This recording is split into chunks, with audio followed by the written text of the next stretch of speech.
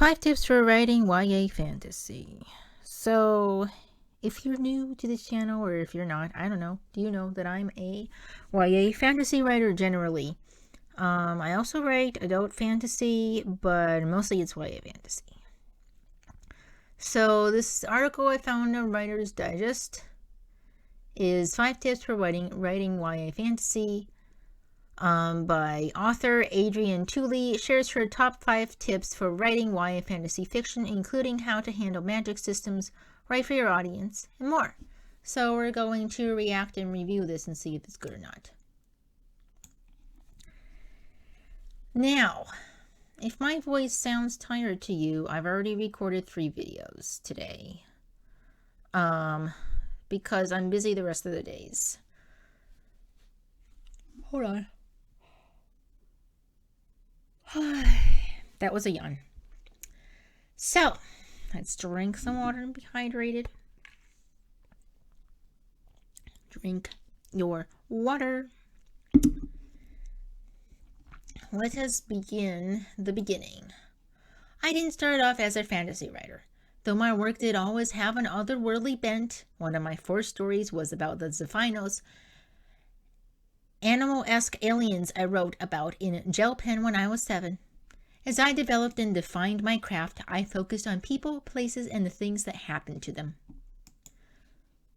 So when a true fantasy idea came knocking at my door in what would ultimately become my debut novel, Sweet and Bitter Magic, I approached writing about a world of magic and power using my original touchstones: characters, setting, and plot. Here are 5 tips that have served me well when writing fantasy for young adult readers.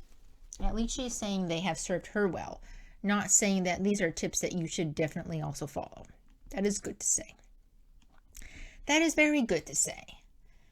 So, she's talking about one of the first stories that she wrote was an animal-esque aliens. She was 7.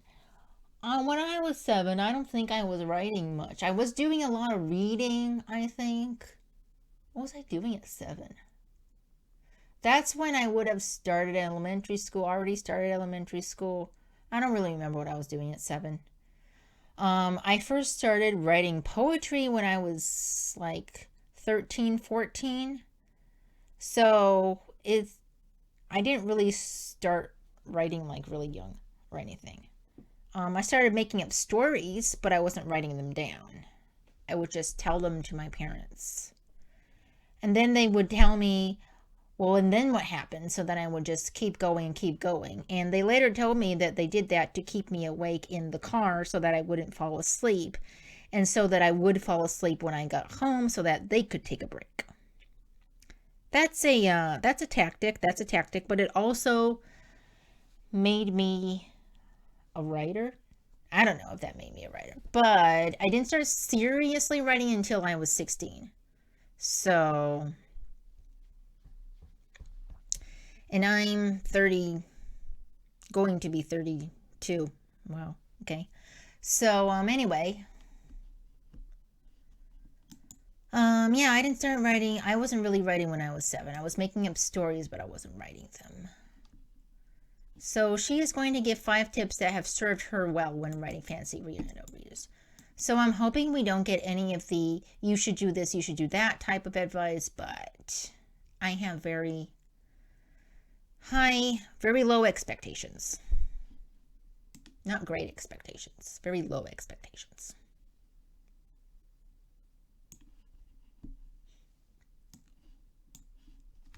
Start small when building your world. The concept of world building can be scary. After all, you're creating an entirely new world from scratch. Not only do you have to sort out the government of your direct setting, monarchy, republic, oligarchy, you have to think about the neighboring countries. Are there alliances, enemies, trade routes in danger? How do they get fruit? Well, you need to know all this information, even if it isn't all included on the page. It can be overwhelming to start with the big picture. This is why I start small. Where do your characters live? What kind of bed do they sleep in? Where do they brew their tea? What does their house look like? Where does the house sit? Where does the land exist? If you focus on the real tactile things that surround your characters, you can make sure your world remains rooted in the tangible. It's an easy point of entry for your audience, and you can stop yourself and them from getting overwhelmed. Okay. The way she goes about world building is different from how I go about world building. She might be a plotter. I don't know. I can't tell yet. But I'm a pantser. I write by the seat of my pants. So how my world building works is that as I'm writing, suddenly I need to think about, oh wait, what is their currency? Then I go and world build currency. And then I come back. And then I continue writing. Going on. Wait, do they have a religion, like a belief system? Then I think about belief systems. And then I world build that. So I world build, I create whatever needs to be created for the plot. I don't create anything outside of that at the time of writing the first draft, at least. But during the editing, maybe the first editing pass or the second editing pass, I might start adding in things that happen outside the story in order to sort of get a more idea myself about what's going on in the world so that I can write better what is happening within the story. So that is how I go about world building. So it's a lot of, like, for me, it's like I open a box with many, many puzzle pieces in it. And I'm like digging out the pieces. This is the sky. These are the flowers. These are the birds. These are the buildings. And I only like dig out what I need. Like, okay, I need some windows over here. So I go and look for windows. I need some bird feathers over here. So I go look for bird feathers. And then once I sort of go through all the puzzle pieces, I go back and say, okay, what is missing here? You know, I could really think about, so maybe, okay, like an example, I thought about that, let me think. Maybe I thought about that the, characters like to eat pink rice. And that's how far I got. Then I think, where do they get their pink rice? How do they make their pink rice? So then I figure out where the pink comes from, what makes it pink, and that sort of thing. But that, how the rice becomes pink, does not appear in the actual story, but it helps me write the story better to think about it during the editing stage. Does that make sense? That's how I go about it. So she might be a plotter, like she does things before even writing the story. I am not sure. She didn't really say anything like that. She's just talking about world building in general. Let's see if she says anything about that. Don't forget, even though you're creating a brand new world, you can entirely ignore our own. Include touch points to the known. Fantasy worlds are exciting, but they aren't without friction. Bring real-world conflict into your fantasy world in different ways. For example, I never include homophobia in my fantasy worlds, but my queer characters still have to find their way through other obstacles. Without tension, there is no story. I think that is true. Yeah, I think that is true. Without tension, there is no story. That is true, I think. But that's interesting. So she doesn't include homophobia in her fantasy worlds, but the queer characters still have to find other obstacles. I'm wondering what that is. Could you not have given examples? I mean, it's not necessary to have those examples here, but I'm just curious what those would look like. It's good that she does at least give some examples from a work that she is familiar with, which is her own work. So Adrienne is a woman's name, right? I'm just saying she, but I actually know some people named Adrienne. Adrienne, where is, do they have a picture? Yes, it's a, oh, she wrote Sophie and the Bone Song. Wait, I have Sophie and the Bone Song. I have that book. I thought, this looks like an interesting interesting book. Oh, she has a wife. Oh, Sophie and the Bones of Sapphic, I remember now. Okay, I see. So she is a lesbian, writing a story about lesbian characters. That is very nice. Okay. Yeah, so her queer characters. I want to know. Wait, do I want to know? I'm a little confused. Is it okay to call someone a lesbian? Or do you say queer instead these days? Or do you say gay, and can that also mean applied to a female and female couple? I'm not sure. Okay, I am ace, but I am straight. So I don't know, but I want to know. So if you can just nicely tell me, that'll be great. I'll also look up later. I had a drink of water. I'll also look up later. Because I'm not sure, because things, change so much with terminology of like queer characters. Like, what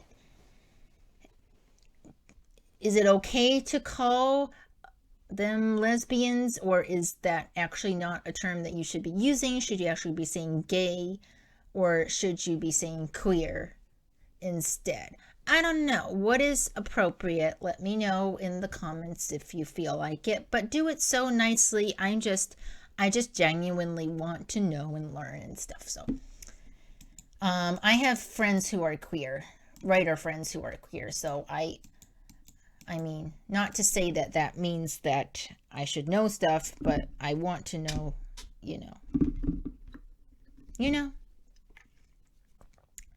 Anyway, so I see. So what other obstacles? Do you mean just normal obstacles, maybe? Just normal, like, life obstacles? If it's not homophobia, then other obstacles like normal life stuff, maybe. I don't know. Anyway, do please educate me about queer and lesbian and gay. What are the terminologies these days?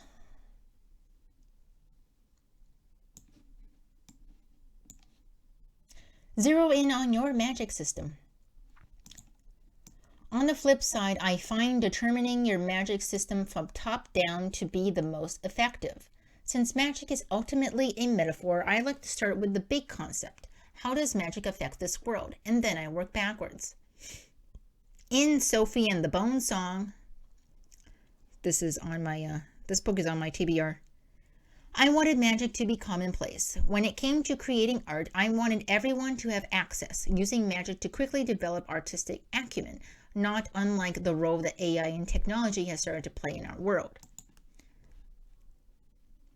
For The Third Daughter and its sequel, The Second Son, I wanted to tackle the concept of emotions. What if, I wondered, a person's feelings, chiefly sadness, could be magic? This is how Sabine and her magic tears were born. This is so nice to see examples, even if it's from her own work. I mean, every little bit helps, right? The more you know about your magic system, the better. It is a hard system, meaning you cast this spell, then that happens and has this consequence. Or is it soft, where the rules are looser and allow you to move with your character's whims? Both types of magic systems have their place. You'll know which you need once you've established your world. So this thing about the hard magic system and soft magic system, I had exactly this understanding that the hard system is like this spell and that happens with this consequence. There are a bunch of spells. And so, like, I think Harry Potter has a hard magic system. But a soft magic system where the rules are looser and allow you to move your character's whims, that is the understanding I had for soft magic system. But I've also seen soft magic system and hard magic system have different meanings. Hard magic system being a magic system, not just like the spell and that happens with this consequence, but that the hard magic system has this kind of history, and these people created it, and this is how the magic was born, and everybody is certainly ensured that this is how the magic was born. But then the soft magic system is like, I don't know, it's just kind of there. One day it was there, and now we all use it. That's a soft magic system. I've heard that meaning as well, so I'm not actually sure what a hard magic system and soft magic system actually are. But maybe you can tell me, do you have any idea of what hard magic system and soft magic system mean, respectively? Not respectfully. You can be respectful, of course. I would love for you to be respectful, but respectively. That is a pretty cover. Wow.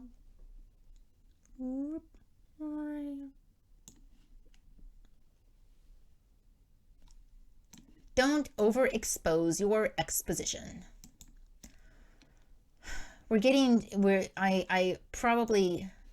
She probably already been doing it, but the more you know and stuff like that, once you have, so she's already doing the you thing, so once you do it, you do it this way, this happens, and this happens. She probably means a generic you, but I would suggest saying, this is what I did and what I experienced.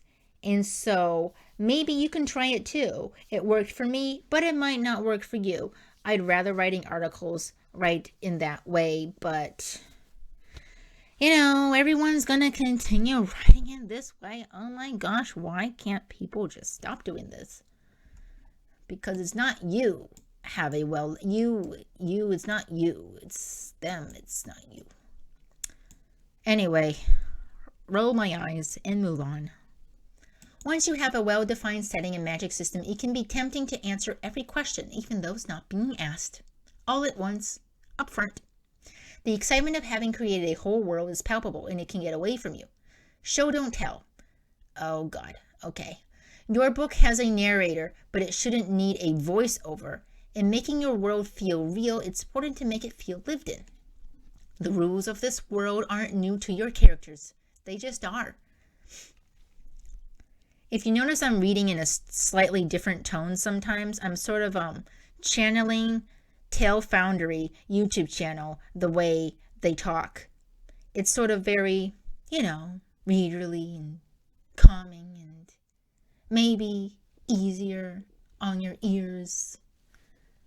I'm trying to read better, and sort of distinguish when I am just reading something to when I am speaking about it, because I'm pretty sure many of you aren't actually looking at the screen as I'm recording this, as I'm doing this. You're not looking at the screen as I'm recording it. That would be weird if you were already here at this moment. You are here at this moment after I've recorded and posted it on YouTube. So, yeah, and you might not be looking at the screen, so I want to make sure that when I'm reading it, I'm doing it in one voice, and when I'm talking and reacting to it, I'm doing it in my normal speaking voice. Okay, all right.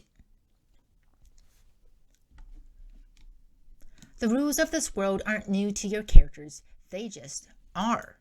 Presenting things as simply another facet of their lives is key.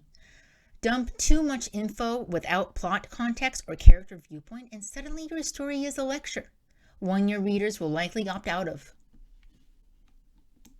A fantasy world, by definition, is immersive and exists within a certain suspension of disbelief. Use this to your benefit by teasing out details as needed. This doesn't mean your readers don't want answers. In young adult fantasy, information is key, and they do want to know how and why the world works the way it does. Just ensure you disperse the information thoughtfully. A little bit goes a long way. Okay. Okay, it does. Okay. So,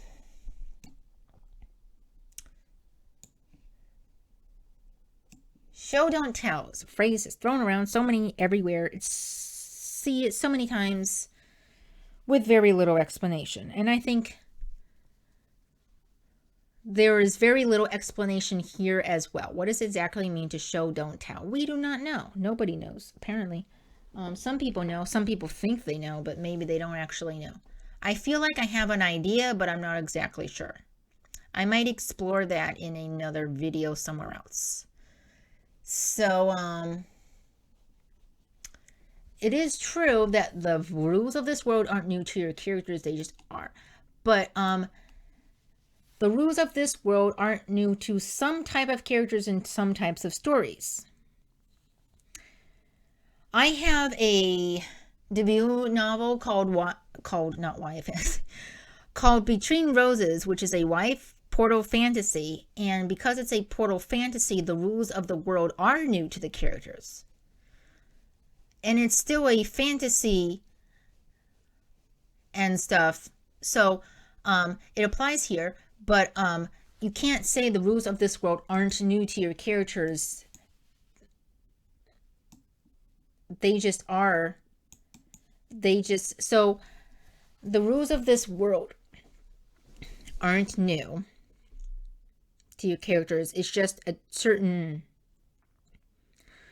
type of fantasy in which the character is very familiar with how this world works.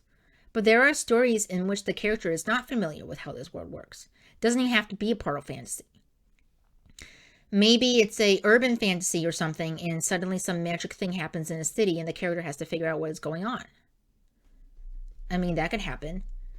So you can't be, in writing advice articles, you can't be like, the rules of this character aren't new to you. They just are like, this is exactly how it is, and this is what it's going to be for you, and so this is what you need to do, definitely.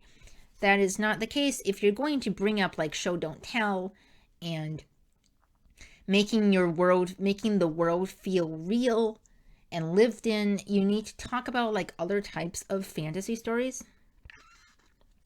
and not just the ones in which the characters are completely familiar with the fantasy world. Like writing advice articles, you really need to be like as all encompassing of different types of whatever as you can.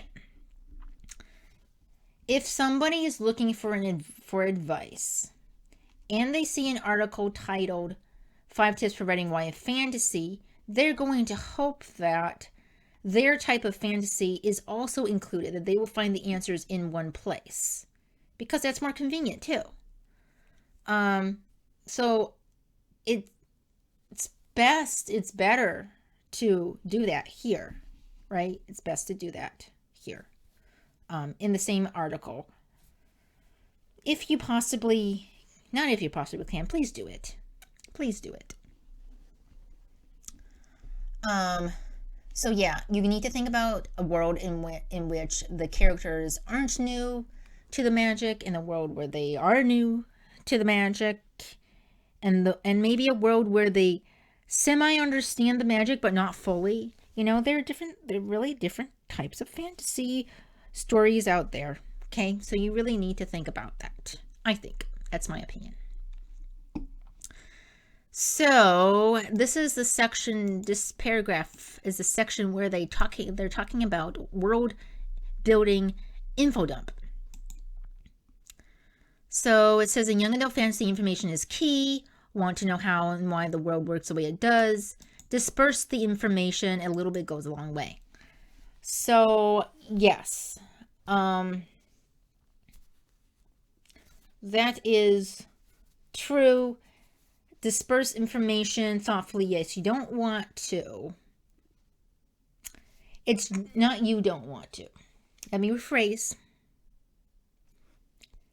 It is better not to throw in a prologue or something where you just info dump, like the history of the world, and like do a Star Wars introduction where in a long time ago in a galaxy far away, you can do it, but don't info dump,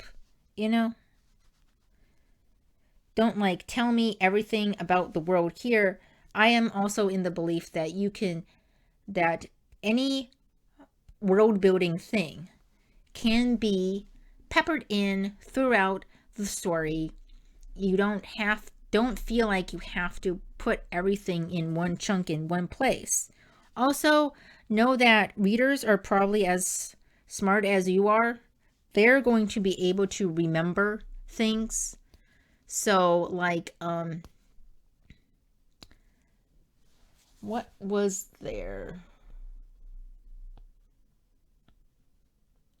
I've definitely read books where it's like, this is the way things are, and then they like mention it and then once in the next chapter, and then they mention it once in another chapter, and then in the next chapter, and then in the next page. And I'm like, okay, I got it. I get it. Stop telling me. So really, when you think about that, you can just mention it once, and I think you can trust the reader to remember.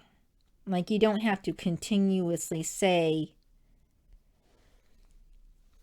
you don't have to continuously hammer it onto their heads or shove it down their throats, because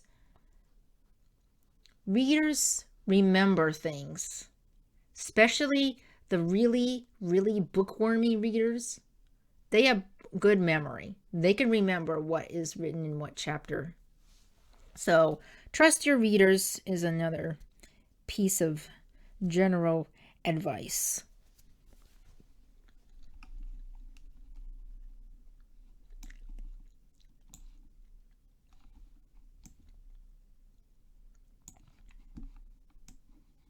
Define your characters outside of their power. In a fantasy world built on metaphor, it's important that you don't turn your characters into a metaphor too. Just because a person has magic doesn't mean that person is magic. Your characters are first and foremost people with desires, dreams, habits, and flaws. I've always been a character-first author. This has helped me ground my worlds in ways particularly important for YA readers. If a reader can see the humanity in a character who is also the most powerful witch in her generation, they can more easily follow her story, and they can more easily learn from it. In Sweet and Bitter Magic, Tamsin is the most powerful witch of her generation, but we don't first meet her as an otherworldly force. We meet her as a broken girl, dealing with loss, swimming in numbness, and resorting to stealing other people's joy and love. We see her at her most vulnerable and least powerful, and watch her grow back to herself by letting other people in.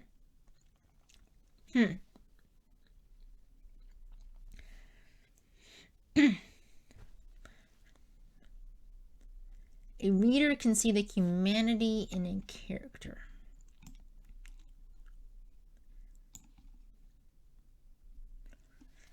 So, yeah, I do think in the first chapter, it's good to have a scene that showcases the characters' sort of personal thoughts, like her inner conflicts, or something that is humanizing, that is brings the reader close to the character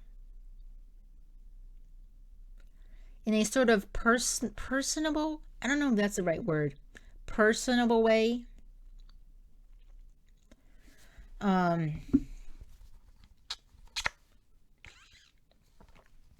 I read a book called All the Birds in the Sky, and we first meet one of the characters is a witch, but we first meet her before she gains her powers, and she is having such a rough life.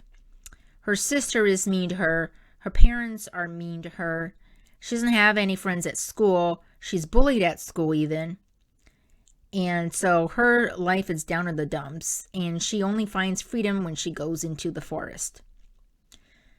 So, I don't even remember her name. The book was okay. In my opinion. Anyway, I think that it was okay, that I felt like she's a tragic heroine, but there is a point where it just becomes too much. Like, you can do that a little bit in the beginning, but I think there's like a limit. It might depend on the person, like the reader. It might have been just this. I mean, yes, I get it. I got it. She's a tragic hero. She's bullied at school. She has no friends. And then at one point, her best friend betrays her. I don't know.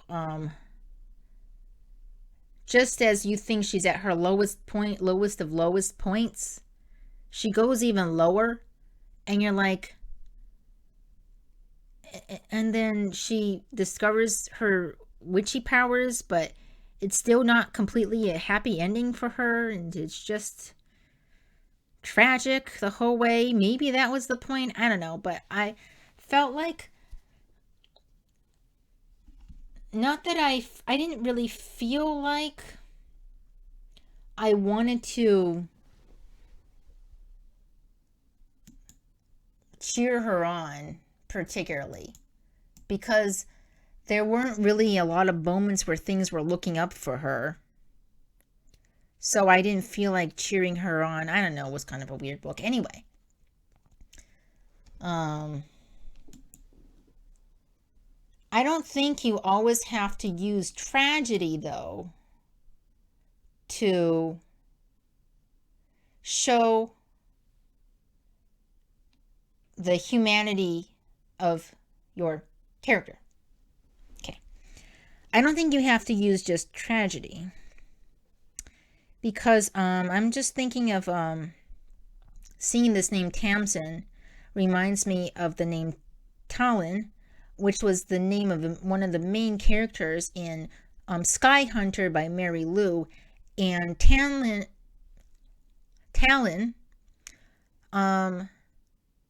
has a very, very close bond with her mother and a very close bond with her friends. And you can see that in the beginning.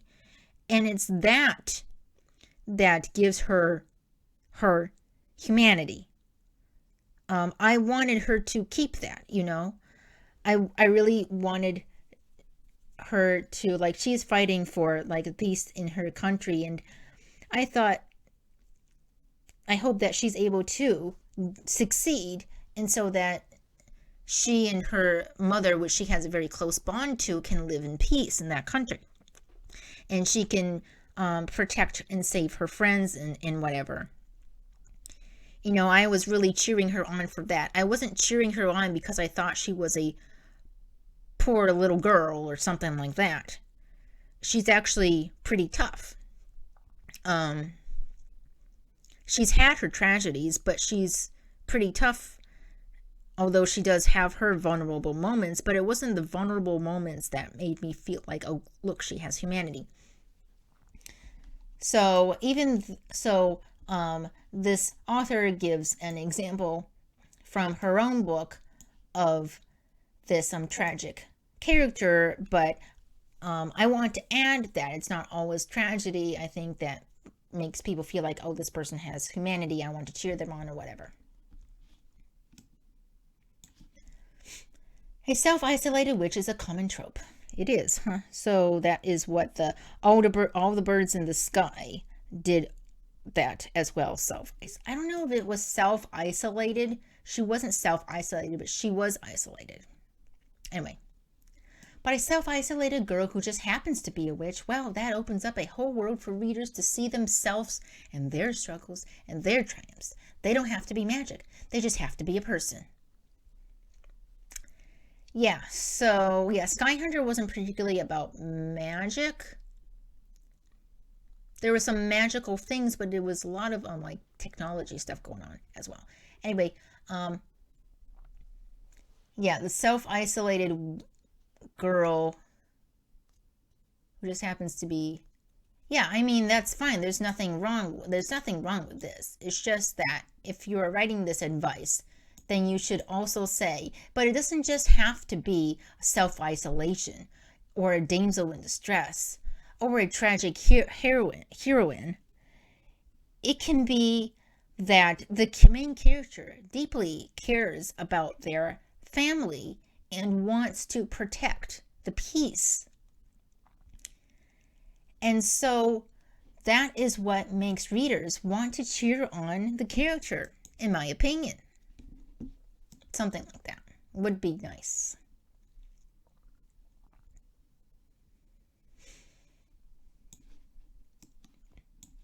Cater to your audience.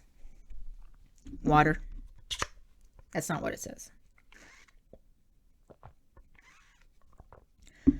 Okay, last bit. We got this, guys. Last bit.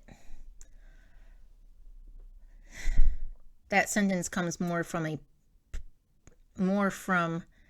the day that has been for me, which is just recording after recording after recording. So, it's my own personal exhaustion, not yours. You're probably not that tired. Or maybe you are. I don't know. If you are tired, take a break, relax, eat your favorite food, watch YouTube, or listen to me. So, let's see. Finally, and perhaps most importantly, remember who you're writing for. So many of us begin telling the stories we wish we had as kids. But it's key to move beyond personal wish fulfillment, beyond what you wanted as a child and toward what you needed. I write what I want. I write what I want, publish what I want, do whatever I want. I don't really... There was never a moment, was there ever a moment for you where you thought as a kid, gee, I wish this story existed, but it doesn't. I guess I need to write it. You know, I never had that thought in my entire life. I just, there was a weird sound that came from my throat. I hope you didn't hear that. I'm being honest about it, and just in case you did hear it and you're wondering why I didn't address it. But it was a weird sound from my throat. I must have swallowed air or something. Beyond what you wanted. Why are you assuming that I wanted something as a child? Don't assume that. That is you and maybe other people, but not me. So this needs to be rephrased. Finally, and perhaps most importantly, remember, finally and most importantly, I always kept in mind who I was writing for. I think so many of us begin telling stories we wish we had as kids. Many of my friends have said that. Of course, we need to remember that not everyone thinks the same, but it's key to move beyond personal wish fulfillment. Is it? Is it really key to put? Is this really the key? I don't know. I don't know. But based on my experiences, I feel it's key to move beyond personal wish fulfillment, beyond what I wanted as a child and toward what I needed. See, that sounds so much better. It's more about experience. Based on experience, that's what advice is. So you need to talk about yourself. You need to give the I instead of the you, okay? I'm making hand gestures, but you can't see me. YA exists, not just to entertain, but to teach. Of course, we don't want to be too heavy-handed with our, quote, lessons. Just as it's important not to be too heavy-handed with our exposition. But we are here to help young readers grow and find themselves in ways that propel them forward rather than just reflecting their world back to them. It's why we see 16-year-olds changing the world in books. The reader may not be able to change our entire world, but they can change our own. If we present a compelling story where kindness and connection save the day, perhaps one day we can create a real world in which those attributes are favored and exalted above brute strength and selfish violence. Does that sound fantastical? Of course. But if we've learned anything from these tips, it's that all good fantasy is rooted in the ways your characters, setting, and plot reflect the real world. Does it? I don't know. Oh, okay. So I'm trying to find good points in this article. I really am. This section. If we present a compelling story, kindness can actually save the day. Perhaps one day we can save the world from its brute strength and selfish violence. Does it sound fantastical? Of course, of course, of course, yes, and of course, yes, I agree to that. If we've learned anything from these tips, is that good fantasy is rooted in ways. Hold on. It says, if we've learned anything, your characters, it says your characters. So we learned that your characters reflect the real world. Did we learn that?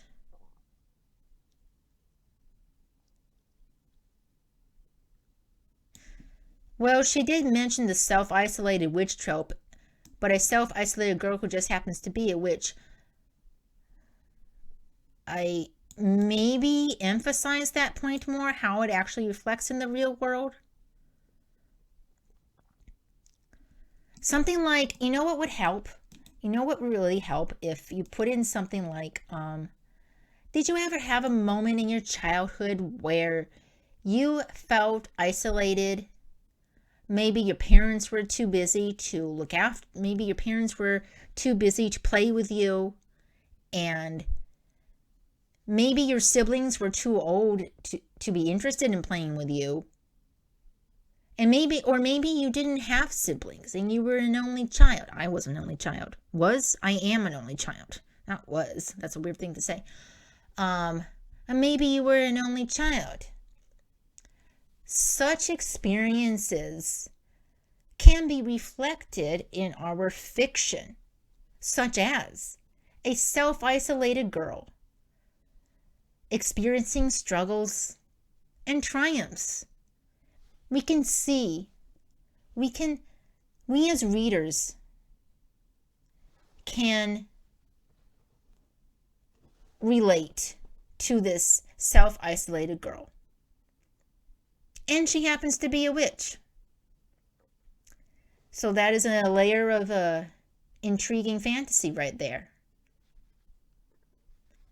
But in the end, this isolated character doesn't have to be magical.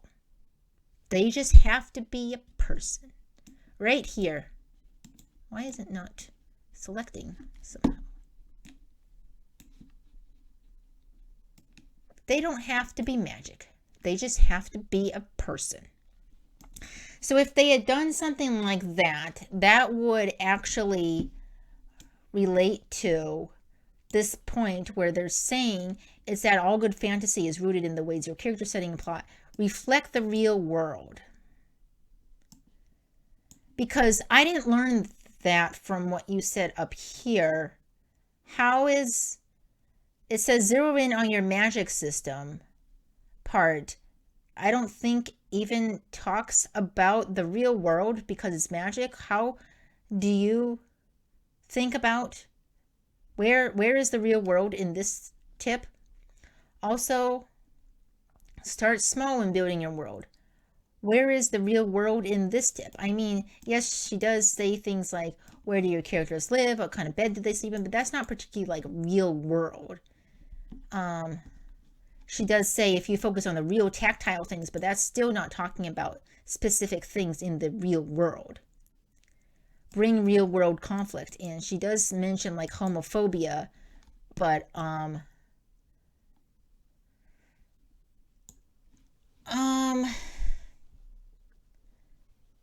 like she doesn't, but she chooses not to include it in her fantasy worlds.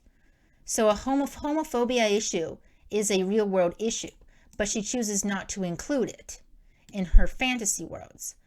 So how does that relate to reflecting the real world? Like if homophobia doesn't exist, that is not reflecting the real world. That is an idea of a world that could be, like a world without homophobia would be very nice. Um, but yeah. Anyway, so tying into this last section, if that's what you're going to do here, then you should have reflected that part in the other sections. That's what I think. So about the catering to the audience, the only thing that I think about is YA fantasy. And what is YA? It's about 13 to 18-year-olds. And what was it like to be 13 to 18? Well, you're still a little bit selfish because you're still somewhat a kid. But you also want to hurry up and be an adult, be independent, and have your own way with things. So there is that little bit of conflict. And that is what the characters, whether they are 16 or not, deal with in the story. So, even if the character is not between the ages of 13 to 18, if they are dealing with issues that typical 13 to 18-year-olds deal with, then that makes it a YA fantasy novel. That is what I've heard anyway, and that is what I'm going with. Anyway, yeah, so I do think about that because I write YA fantasy. Sometimes I do dabble into adult fantasy, but the only reason that those are adult fantasy is, well, it's a little bit because of the gore, but not a lot because of the gore, but just characters are so much older and they're dealing with, like, they're married, they have kids, they're dealing with different problems, or they're older and they're looking for a partner late in life, things like that. And when characters are going through that is when I think, okay, this is not a YA fantasy. This is something that adults would more likely relate to or understand. Yeah. I mean, a young adult could still probably enjoy it, but not really understand. You know what I mean?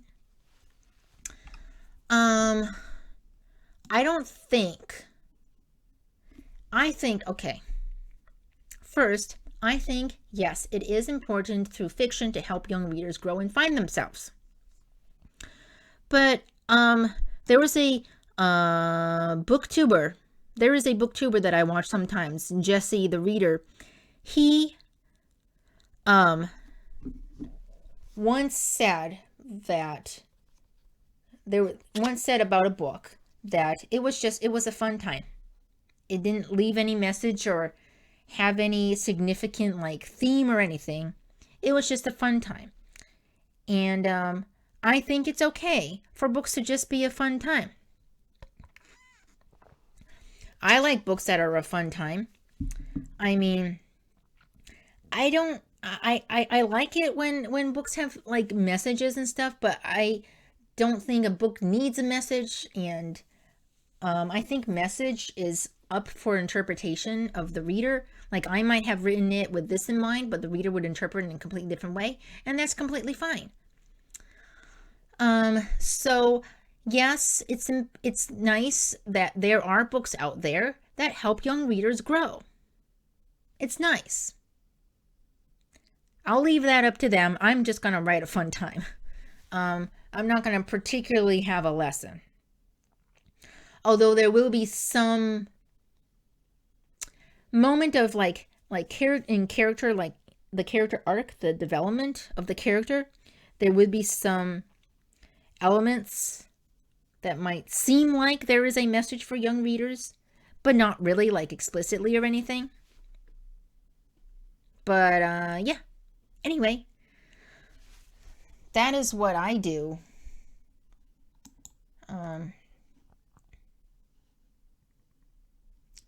The reader may not be able to change our entire world, but they can change their own. Depending on how old your reader is, sometimes it's really hard for people to change their own world. depending on what they're going through. You know, there's so many different families, and some people have issues, you know, and all that stuff. They can't get away from a situation or whatever. You know, it's not always easy to say this kind of thing. But it gives, I don't know, is this just for fantasy? I think if this is just for fantasy, it might be just for fantasy. Why fantasy? So it's not that they can change their own, but they can find a place in which they feel like they belong. Like maybe they relate to the character, so then they feel that they can belong in this place, even though it's fictional. Like, oh, this character is like me. That's nice. And of course, you know, representation and all that stuff. People like to see that. I haven't yet read a book in which the character is asexual, but if there is a book where a character is ace and the premise intrigues me, then I would like to read it. But being ace is a spectrum. There are different types of being ace. And so I don't even know. If I read that story, I might not even relate to the character at all. Just maybe certain aspects. Anyway.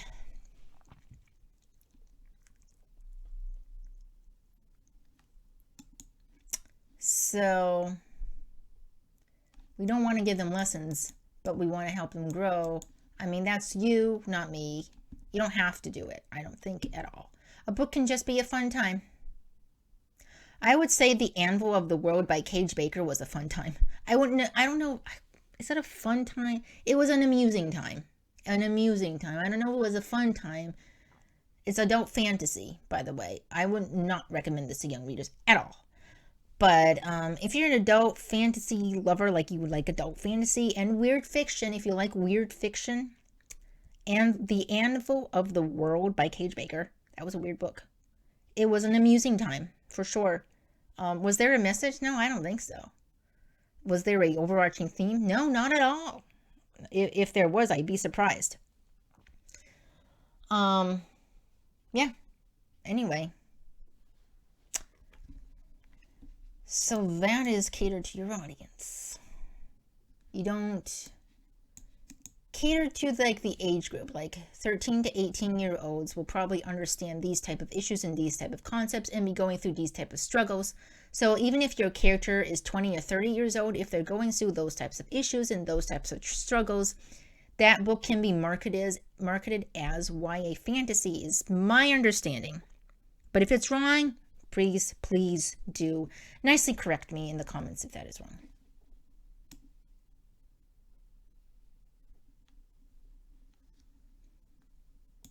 Okay, that is the end of this article review. It was laughable. No. It could have been better. Much better. It could have been much better. I'm giving this a 1. I am not sugarcoating anything. I'm giving this a 1. So that's it for this video. Oh, Writer's Digest, I thought you would be so much better, but I guess not. Even in 2024, we're still there's so many writing advice articles that are just so bad. Just so bad. I wish it wasn't so, but it is so. It's so bad. Well, she tried. Anyway, that is it. Let me know your thoughts in the comments down below. Give some comments. If you don't know what to say, just say, be better. We can be better. We can be better. Just say that. I'm not saying we can be perfect. I'm not saying we can be great. I'm just saying we can be better. as writers giving advice, that is. As anybody giving advice. So, yeah, that's it. I hope you have a lovely rest of your day and keep hydrated. And the secret word, let me give a secret word. When I saw this title, The Finals, that she said she wrote when she was a kid, I immediately thought about zebras. So, your secret word for making it this far into the video is zebras. And as I already said, subscribe and like and share and do all the things. And comment. Zebras can do better. That will be funny. Zebras can do better at writing advice articles. That would be funny. And keep hydrated. And that's it. The fox is out.